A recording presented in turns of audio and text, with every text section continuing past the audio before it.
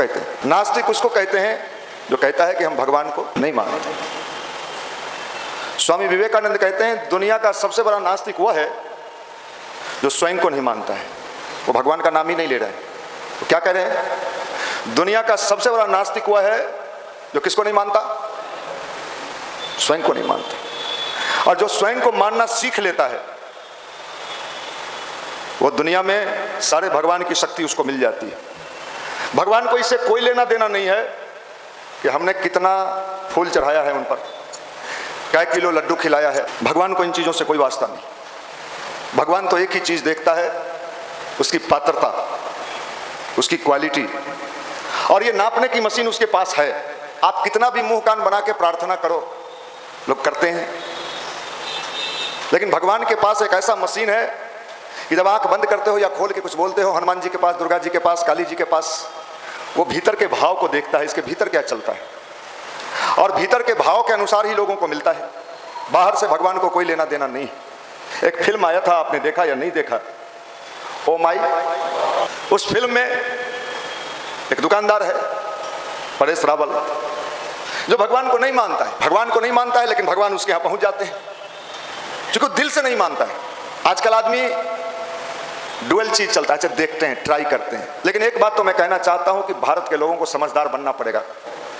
हम विज्ञान करते तो हैं, लेकिन अगर अपना मामला फंसता है तो हम विज्ञान भुला जाते हैं। हमें समझदारी से काम लेना होगा। क्या भारत इसी के बल पर कभी पूरे दुनिया का जगत गुरु था? भारत के पास जो विज्ञान था, जो साइंस था, जो टेक्नोलॉजी था, वो तो हमारे अंदर है। हम तो उस बिहार में जन्म लिए हैं भाई, जिस बिहार में दुनिया में कहीं किसी को ज्ञान जब नहीं मिला, एक संत को इसी बिहार में ज्ञान मिला था। क्या नाम था? भगवान बुद्ध। हम तो वो बिहारी हैं। हमारी मिट्टी में वो ताकत है, हमारी मिट्टी में वो शक्ति है जहां से ज्ञान मिलता है। और वो जिसको ज्ञान मिला उसने क्या कहा? आप दीपो, अपना दीपक स्वयं बनो। दूसरे के दीपक के सहारे कितने दिन तक चलोगे?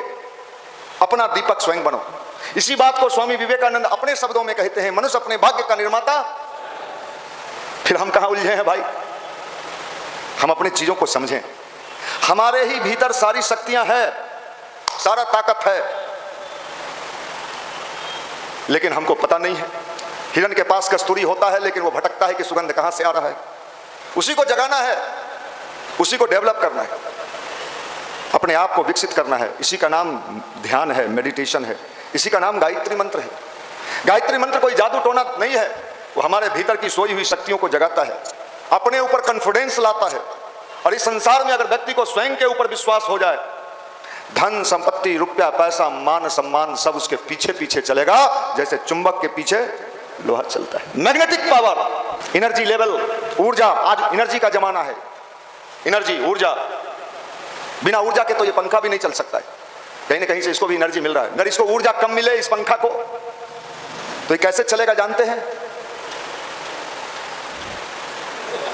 ये ऊर्जा जो है, एनर्जी जो है, ये कहीं नहीं है, हमारे भीतर है। जैसे जिम करने से शरीर बनता है, कोई भी बना सकता है। अच्छा, महात्मा आपका काम कितना करेगा? मान लीजिए कि सर बोलो बच्चा क्या चाहिए? रेलवे, ठीक है हो जाएगा। उसके बाद सर गुरुजी नौकरिया तो हो गया, सदिया। फिर गुरुजी को खोजिएगा, गुरुजी सदिया तो 2 साल हो गया। आपको अपने जीवन के हर क्षण के लिए दूसरे का सहारा चाहिए, हर क्षण। और ऐसे लोग घुट घुट के जीते हैं, मर मर के जीते हैं। उनके जीवन में कभी खुशी, जो दूसरे के सहारे चलता है।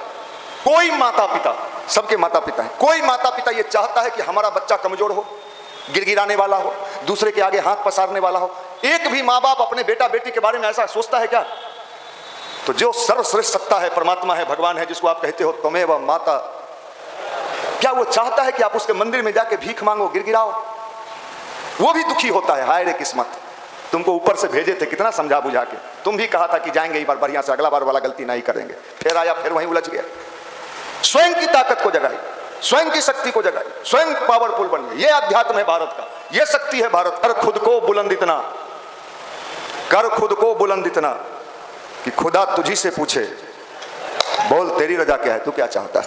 युवा शक्ति, अपने ताकत पर विश्वास करना, यह अध्यात्म है, यह भारत का अध्यात्म है। वाले समय में सुन लीजिए, दुनिया का महाशक्ति बनने जा रहा है। किसके बल पर? आसमानी ताकत भारत को आगे ले जाएगा। अब भारत को आगे बढ़ने से कोई नहीं रोक सकता है, भारत महाशक्ति बनेगा।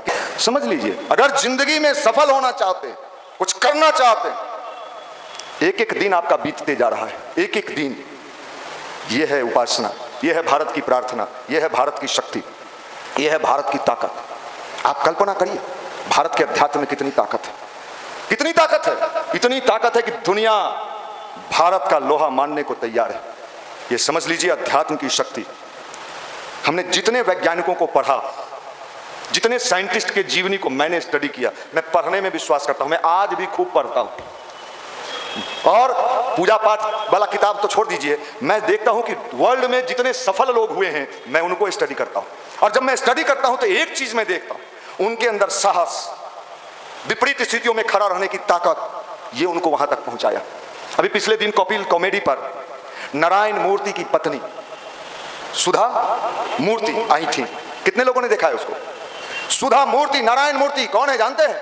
इंफोसिस कंपनी के मालिक। इंफोसिस कंपनी जिसमें लोग जॉब करता है तो लोगों को सुनाता है कि मेरा बेटा किसमें है? इंफोसिस में। सुधा मूर्ति साड़ी में आई। अभी उनका दामाद कहां का पीएम है? ब्रिटेन का पीएम है, ऋषि सोनक। और क्या कहा? सुधा मूर्ति गायत्री मंत्र का जप करती हैं जवानी के टाइम से। ऋषि सोनक हाथ में क्या बांधता है? धागा बांधता है, गाय का पूजा करता है लंदन में।